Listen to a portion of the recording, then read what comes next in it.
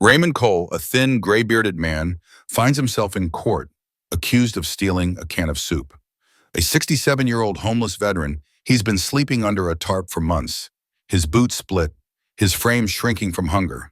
He was caught by a young cashier after slipping a can of chicken noodle soup into his coat. As the prosecutor presents the case, Judge Michael Lane's eyes land on the defendant's name. A jolt of recognition crosses the judge's face, his jaw tensing, his hand trembling.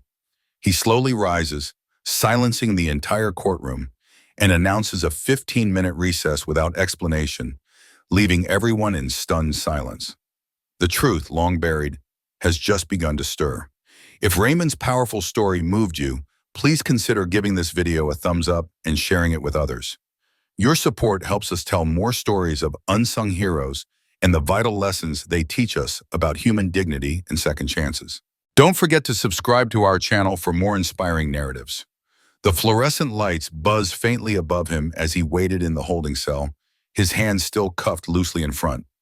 No one had spoken to him in a while, and that suited him fine.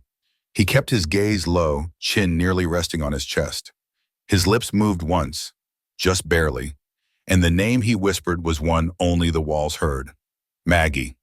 Across town, Judge Michael Lane sat at his bench in courtroom 3C, flipping through the stack of case files on his desk, just like any other Tuesday morning. His robe hung stiff across his shoulders, the collar slightly frayed from years of service. His eyes were weary but steady until they landed on one particular folder. Light tan, creased at the corners, the name Raymond Cole stamped in block letters across the tab. A small tremor passed through the judge's hand. He stared at the name, unmoving, until the clerk called the next case. State versus Raymond Cole, she read aloud. A side door opened and Raymond was led in by a deputy. The sound of chains echoed briefly before the room fell still. Raymond shuffled forward, the can of soup no longer in his coat, but the weight of it still pressed on him like a burden he hadn't shaken. He didn't look up, not at the people, not at the judge, not even when the prosecutor spoke.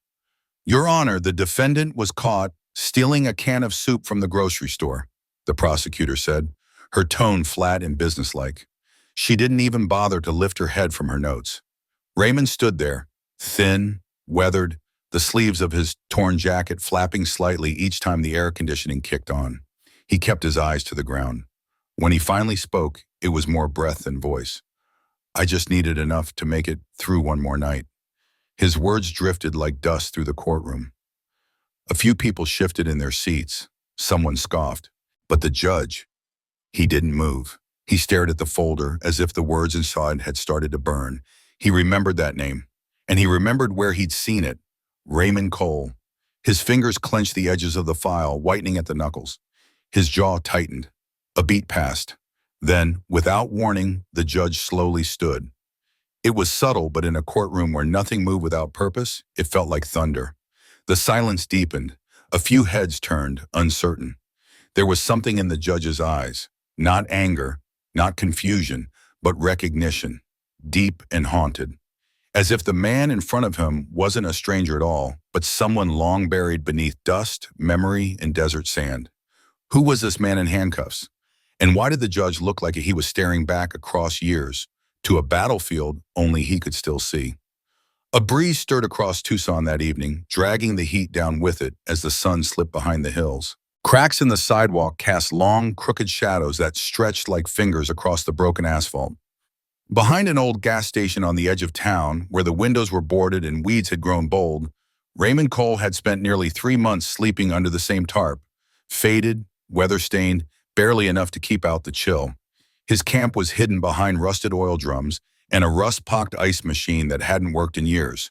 Faded graffiti scrawled across the wall behind him read, "Time forgets all things." Raymond didn't disagree. He was 67 years old, though most would have guessed older. His beard was thick and gray, his skin tanned and leathery from years beneath sun and wind. He wore a coat far too large for his thinning body. The sleeves flopped over bony wrists. The shoulders hung loose. His boots were the same ones issued to him in the Army decades ago, cracked leather, soles coming apart, stitching long gone. But he carried himself like a man who still bore something heavier than just time. The past, like a rucksack you can't put down. Each night before curling up beneath that tarp, Raymond had a ritual. He'd pull from the breast pocket of his shirt a small brass Zippo lighter, dented, scratched, dulled by time, but still catching the faint desert moonlight. One side bore the U.S. Army insignia. The other, though nearly worn away, still read, "Keep moving forward." He never lit it, never even flicked the flame. He didn't smoke. He just flipped it open and shut slowly, watching the light bounce off the metal like it might show him another life, one that hadn't ended in alleys and hunger. For 4 days, he hadn't eaten, not from lack of trying. He'd searched through trash bins behind diners, peeked into grease-slick dumpsters, wandered alleys hoping for something, anything, left behind. But Tucson had been unkind this week. Empty bags, empty hands, empty stomach. That morning, as the sun scraped the horizon, Raymond had passed by the grocery store on Valencia Avenue. Family-owned, known for fresh tortillas and handwritten flyers pinned to a community board inside. He stood at the door for a long moment, his palm resting against the cool metal frame. His pride, always the last thing to go, screamed at him not to enter. But hunger speaks louder. He moved through the store quietly, respectfully. His eyes didn't linger on the candy bars or soda coolers. He didn't beg, didn't ask. He simply walked to the back aisle where the canned goods sat like a wall of choices he no longer had. His fingers reached out, hesitant, trembling slightly, and closed around a single can of chicken noodle soup. Store brand, nothing fancy. He slipped it inside his coat, turned toward the door, head bowed, body hollowed. He didn't see the young cashier glance up at the convex mirror mounted near the register. Didn't hear the sound of the silent alarm. But he heard the boy's voice. "Hey, stop right there!" Raymond stopped. He didn't run, didn't make excuses. He just stood in place, breathing slowly, as if he'd already made peace with whatever came next. By the time the police arrived, a small cluster of onlookers had gathered outside. Neighbors, customers, curious faces peering through the glass. Officer Daniels stepped out of the cruiser first, broad-chested, slow-moving, and hard-edged. His partner, Officer Rivera, looked barely old enough to shave, his uniform still crisp.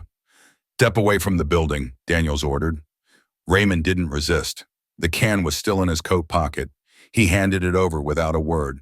His hands moved behind his back, almost too easily. The cuffs clicked shut around wrists so thin they might have belonged to a child. Rivera glanced down. Something on Raymond's chest caught his eye, a chain worn and darkened with time. Dangling from it were a pair of dog tags, scratched so heavily that the name was barely legible. "You a vet?" Rivera asked, softer this time. Raymond didn't meet his gaze. "Used to be someone useful," he said quietly. "Not anymore." No one responded. The wind stirred up dust in the parking lot, and somewhere across town, the courtroom door creaked open again. Raymond was about to face the one man who might still remember who he used to be. The public defender spoke in a tired monotone, offering him no more than 10 rushed minutes of explanation. Raymond listened quietly, nodded in a show of politeness, then bent over the paper and signed his name. "Thank you," he said softly, though no one really heard it. He made no phone calls. There was no one to call with him. No one had come for him, and no one would. On the intake form under next of kin, the line remained empty, blank. As the sun disappeared behind the jagged outline of the mountains, shadows grew long across the holding cell. Raymond sat with his back pressed to the wall, eyes closed, whispering to someone only he remembered. "Just one more night, Maggie," he murmured. "Just one more." No one in the station knew who Maggie was. No one asked. Outside, life kept churning on. Car horns blared. Neon lights flickered in and out above storefronts. Strangers argued over gas prices, dinner reservations, and football scores. But inside that cell, time stood still.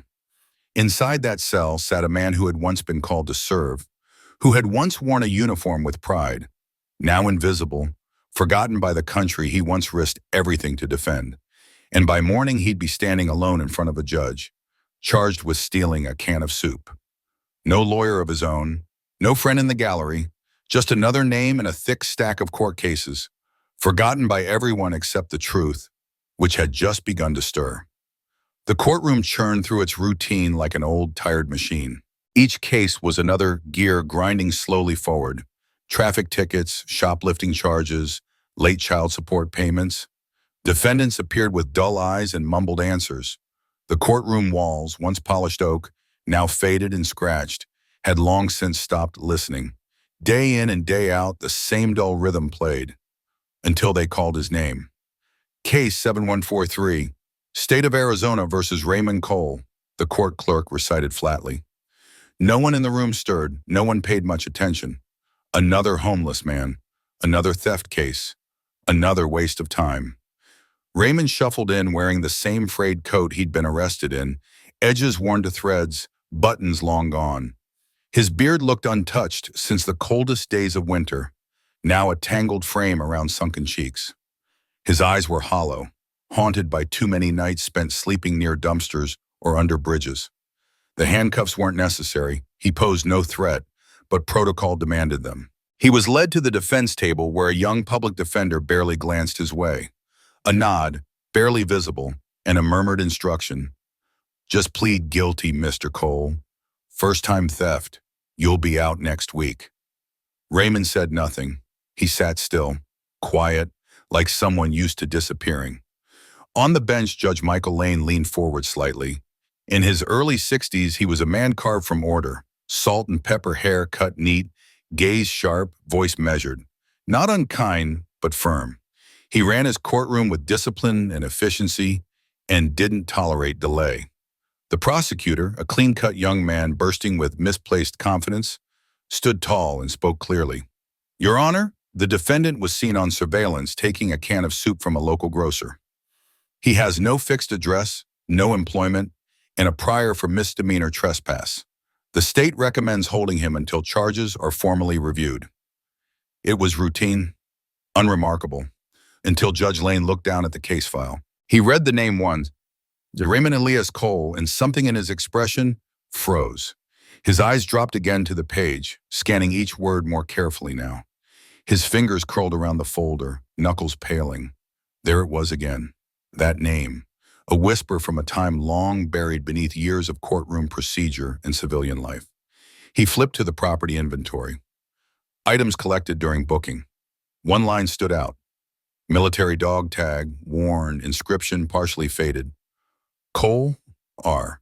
Judge Lane's breath caught. His eyes rose slowly, really seeing the man for the first time. Beneath the grime, behind the beard, past the ears, he saw him. It was him.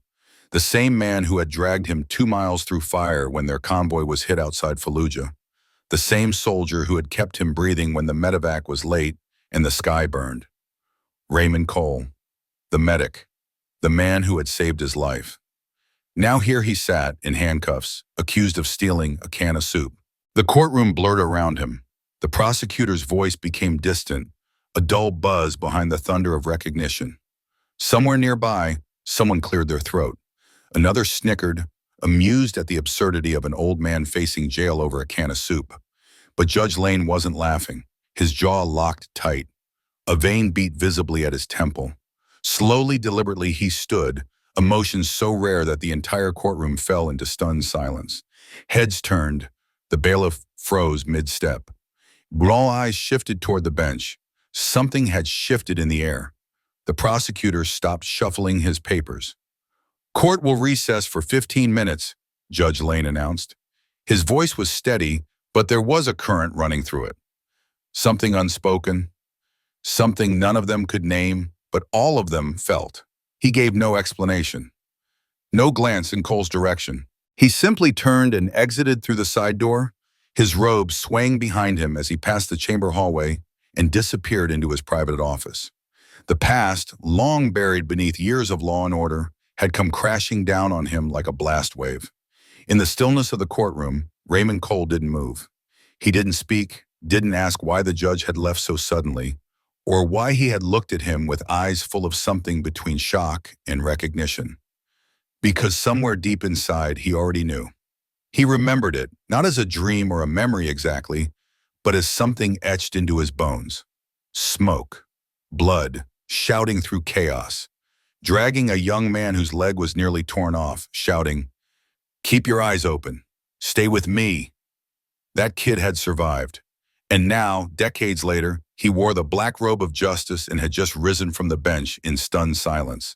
The door to Judge Michael Lane's chambers clicked shut behind him. He stood for a long moment unmoving, his eyes fixed on the floor as a single name pulsed through his thoughts like an echo from a distant war. Raymond Cole. The office was calm, filled with plaques, framed degrees, bar association certificates, accolades that usually commanded respect. But today, none of that seemed to matter. Not now, not with that name still reverberating in his head. Slowly, as if in a trance, Lane walked across the room to a cabinet pushed against the far wall. He unlocked a narrow drawer labeled Service Archives, a drawer few knew existed. Most judges kept case law books, journals, legal briefs. Lane kept fragments of another life. He opened the drawer and pulled out a worn file folder, its contents old and yellowed with age, faded photographs, clippings, and fragments of a time he rarely spoke about. He reached for one black and white photo in particular. The edges were curling now, but the image remained clear. There he was, Private First Class Michael Lane, a young Army field medic, standing beside a sandbag wall. Behind him, smoke, noise, fear.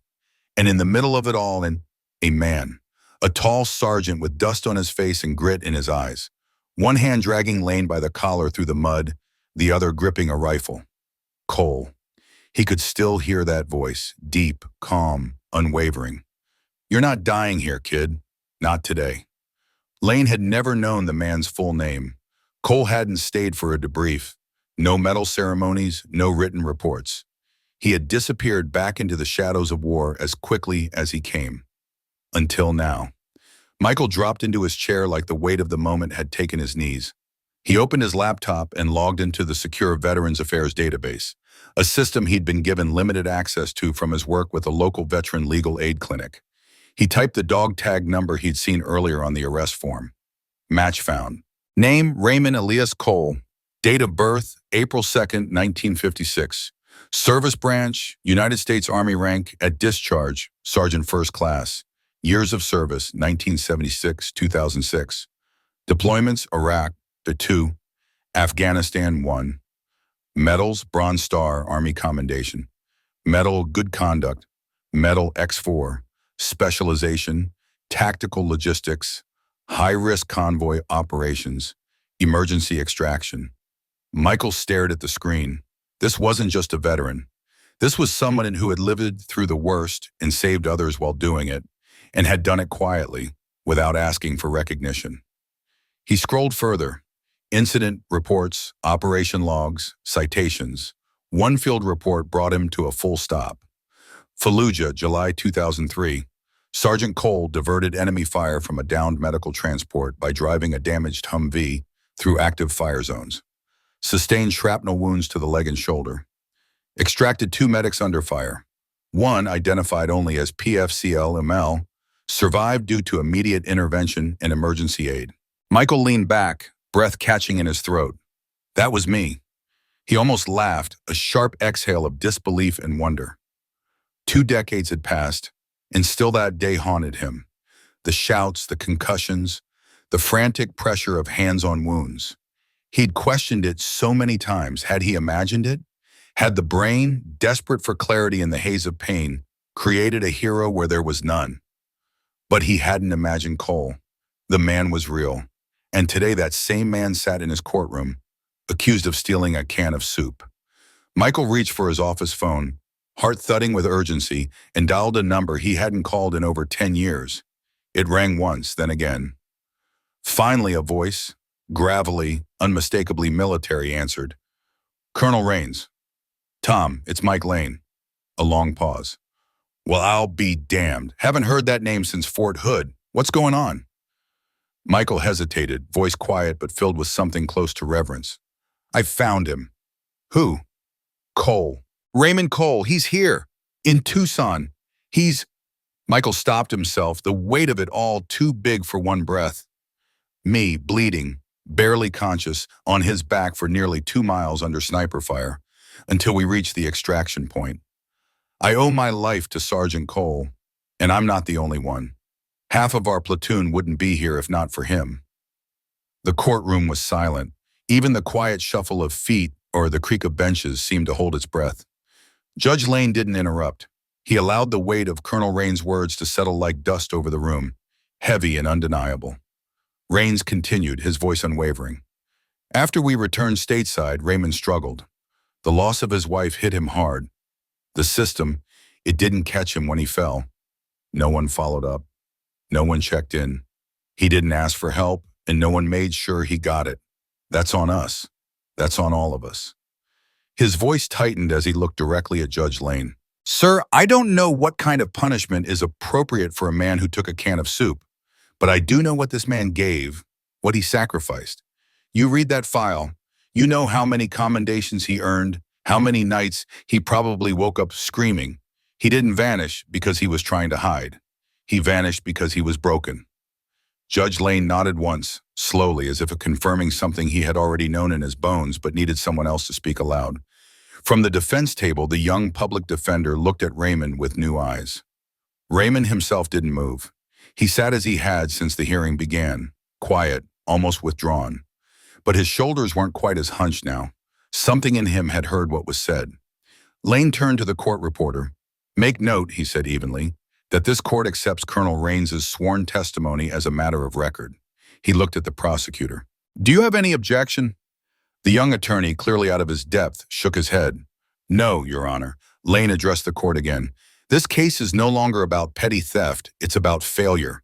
Failure of systems, of accountability, of gratitude. It's about how easy it is to forget the people who made our lives possible. He tapped the folder with his knuckle. The man sitting before us today once braved burning wreckage in enemy fire to save others without a second thought. And when he needed saving, no one came. The judge paused, then said more softly now, that ends today. He finally sat, his black robe folding around him like a curtain dropping after the final act of a war story that had waited far too long to be told.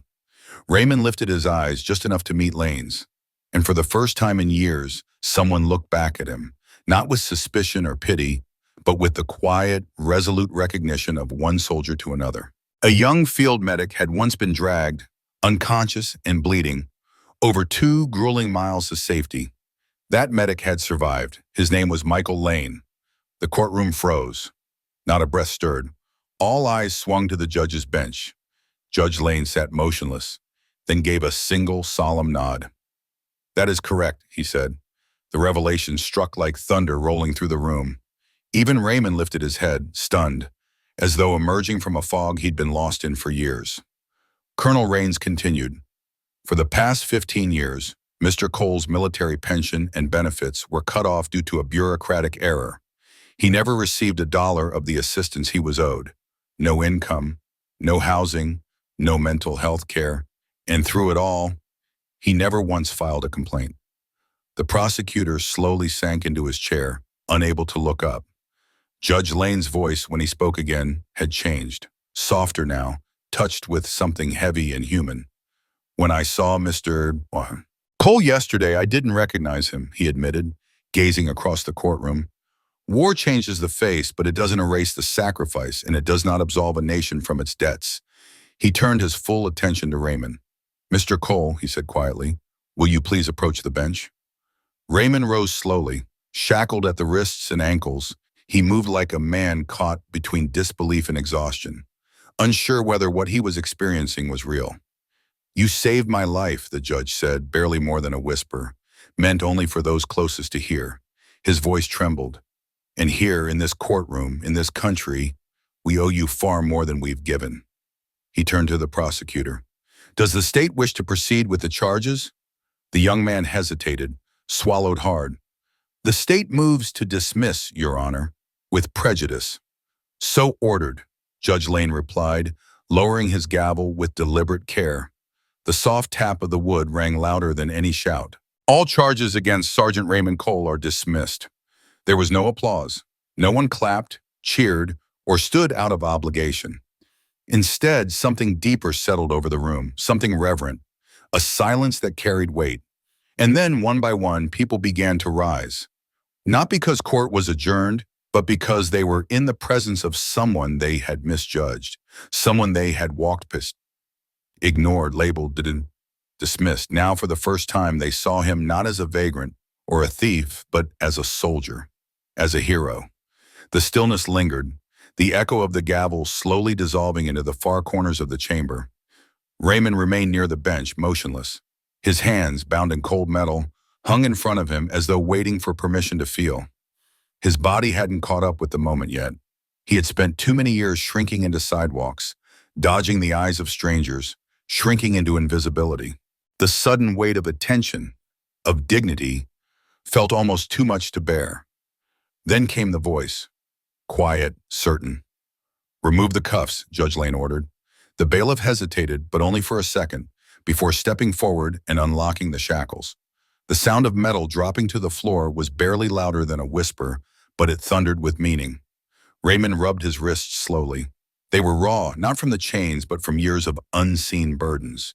Years spent gripping plastic bags and trash bags, clinging to sleeping bags on cold pavement. Years of swallowing grief, pain, and memories that no one ever asked about. "Mr. Cole," Judge Lane said again, but this time his voice carried something else, humility. "There's someone here who's been trying to find you." The doors at the rear of the courtroom opened. A woman entered, her pace urgent, her expression anxious but hopeful. She was in her 30s, dressed simply, but her eyes searched the room like someone following a long-lost map. Then she found him. "Uncle Ray," she whispered. He turned slowly, eyes narrowing in disbelief. "Rebecca," he said, voice cracking under the weight of the moment. She nodded, already moving toward him, her tears rising without restraint. It had been over 10 years since they'd last seen each other, since Margaret's funeral. Raymond had vanished after that day, disappeared without goodbye. Rebecca had searched for him. She posted online, called the VA, checked shelters, always hoping, always wondering. But Raymond hadn't wanted to be found. And yet here he was now, standing before her, a man burned by time but not yet consumed. She didn't hesitate. She wrapped her arms around him, her head pressed to his chest, her sobs breaking the quiet like rainfall on dry earth. Raymond stood frozen at first, unsure of what to do with something so human.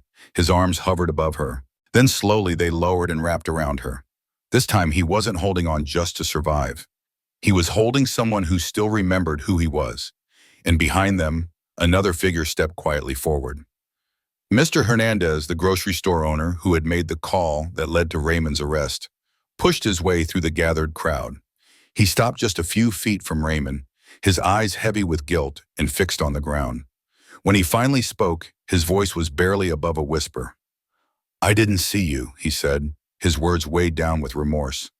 "I just saw another problem. Another person trying to take something." Raymond looked at him, not with anger or bitterness, but with a quiet, weary understanding. "Most people don't," he replied simply. "It's all right." But Mr. Hernandez shook his head, voice cracking as he answered, No, it's not." He reached into the inside pocket of his coat and pulled out a folded piece of paper and a check. Holding them out with trembling hands, he said, "We're starting a fund for veterans like you, those who've slipped through the cracks. It's in your name. I hope it's a beginning." Raymond stared at the offering, at first not fully grasping what he was seeing. It wasn't just money. It was something far rarer. Recognition. Within hours, news of the courtroom's decision to reverse Raymond's charges spread like wildfire. First in the local papers, then onto regional networks, and before long, national headlines blared the story. Homeless veteran exonerated after judge identifies him as decorated war hero. A photo of Raymond standing beside the judge's bench, dignity returning to his weathered posture, became a symbol. Donations poured in. Veteran organizations, inspired by his story, launched new outreach programs in his name. Old comrades, soldiers who had once followed his lead, began coming forward, sharing stories long buried beneath decades of silence. Yet even amid this groundswell of attention and support, nothing matched the moment that followed 1 week later. At a Veterans Memorial event held in downtown Tucson, hundreds filled the square. From fresh-faced recruits to Vietnam-era survivors, from Gold Star families to retired officers. The full spectrum of military sacrifice was present. Judge Lane stood at the podium delivering remarks when he suddenly paused mid-sentence and turned his gaze toward a side entrance. The doors opened quietly. Raymond Cole entered, but this time there were no handcuffs, no bowed head, no shame. He walked in slowly wearing a freshly pressed suit loaned to him by a local Veterans Foundation. The shoes pinched, clearly not quite the right size, but he walked with purpose, back straight. As he approached the front, the entire assembly, row after row of soldiers, young and old, rose to their feet. Not a sound, no prompting, no orders, just one shared instinct. They saluted. It was not a salute born from protocol. It wasn't rehearsed or demanded. It was earned. Raymond Cole stood before them, not as a forgotten shadow lingering at the edge of society, but as a man who had come back. And this time his country was watching. It would have been easy, even expected, for Raymond to fade again, into the quiet of a small apartment secured through the VA. He could have lived out his remaining years with a stocked pantry, clean bedding, and the comfort of shelter.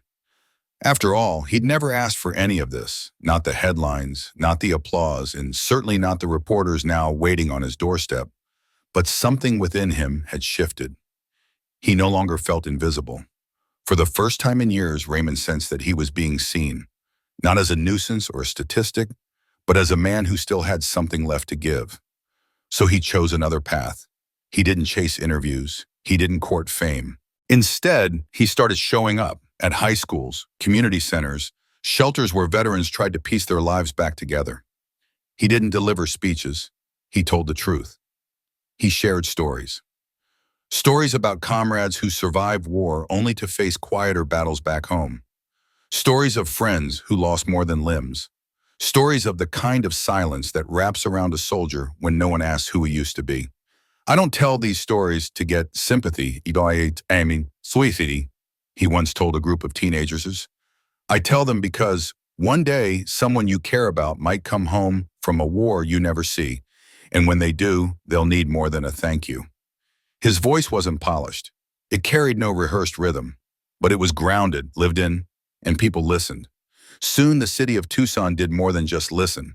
With bipartisan support, the city council voted to create the Raymond Cole Initiative, a program offering legal aid, transitional housing, and mental health services specifically for homeless veterans. The program's slogan came straight from Raymond's first public appearance. Kindness isn't too late. It just needs someone patient enough to wait for it. The words were cast in bronze and mounted on the stone wall outside the newly built Veterans Support Center, unveiled on Memorial Day. Raymond didn't ask to speak. He didn't want to stand at the podium or cut any ceremonial ribbons.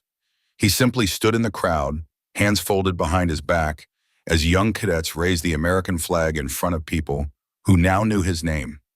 At the heart of the community center, a hallway had been quietly transformed into a tribute, a living memorial not only to Raymond Cole, but to others who, like him, had slipped through the cracks of the country they once served. The walls were lined with carefully framed photographs, each one telling its own silent story. There was one of Raymond carrying a wounded soldier on his back, his face grim with determination. Another captured a radiant Margaret, his late wife, on their wedding day, her smile a memory that still warmed the space. Surrounding them were snapshots of fellow veterans, faces once forgotten, now honored, men and women who had disappeared into the overlooked corners of America. But one photograph near the entrance stood apart from the rest. In it, a judge in solemn black robes was shaking hands with an older man in a weathered coat. There was no caption beneath it, no nameplate, no backstory provided, because none was needed. By then, everyone who passed through those doors knew who they were. The story had already made its way into the hearts of the town. In the months that followed his trial, Raymond didn't leave Tucson. He had finally found something that had long eluded him, belonging. His niece Rebecca came by often, her presence a soft comfort in his once solitary world. Neighbors began to appear more regularly, some with a bag of groceries in hand, others with nothing but time to share and ears ready to listen. The man who had once drifted from place to place now had a front porch and people who knew his name. Still, he remained a quiet soul. He continued his evening walks, steady and unhurried, often alone. On certain nights, when the desert breeze cooled the streets and the stars blinked to life above him, Raymond would reach into his coat pocket, pull out his old Zippo lighter, and flick it open. He'd raise it slightly toward the sky, its flame flickering gently in the dark. And then he would smile, not out of longing for the chaos of the battlefield, but because in that moment he understood something few ever do, that he had survived not just war, but what came after it. He had reclaimed something far more elusive than victory, his dignity. His battle hadn't ended with the last shot fired overseas. It continued in silence, on sidewalks, in shelters, through sleepless nights and unanswered prayers. But now, in the quietness of twilight, he had emerged on the other side. Not with medals or parades, but with a simple truth. He mattered again. His name had weight, his life had meaning, and in this small part of the world, he was no longer invisible. Raymond Cole's story is a reminder, gentle but unflinching, that the world moves too fast, that we walk past people every day without truly seeing them. The man hunched on a bench, the woman with a cart full of cans, the figure rummaging through a bin. Each one could be carrying the weight of valor, of heartbreak, of years given in service of something larger than themselves.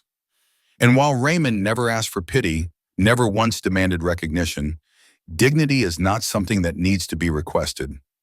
It is something we owe one another simply by virtue of being human. This story isn't just about a courtroom surprise or a hidden hero emerging from the shadows. It's a reflection, a quiet mirror held up to our lives, asking us not who Raymond Cole was, but who we might be. Who have we overlooked? Whose stories have we left untold? And more pressingly, what can we do right now to remember them? Because though we cannot rewrite the past, we are always writing the present. And in that, we hold the power to treat one another with more care, more patience, and more decency. Thank you for being part of Raymond's journey. If this story stirred something in you, consider taking a moment to share your thoughts. Have you ever found yourself misjudging someone at first glance? Do you think we as a nation are doing enough for our veterans? Have you known someone who gave everything in service and was then forgotten? Let's have that conversation. Not later, but now. Because second chances don't begin with grand gestures. They begin with being willing to look again. And sometimes the quietest people are the ones carrying the loudest truths. All they need is someone who's ready to hear them.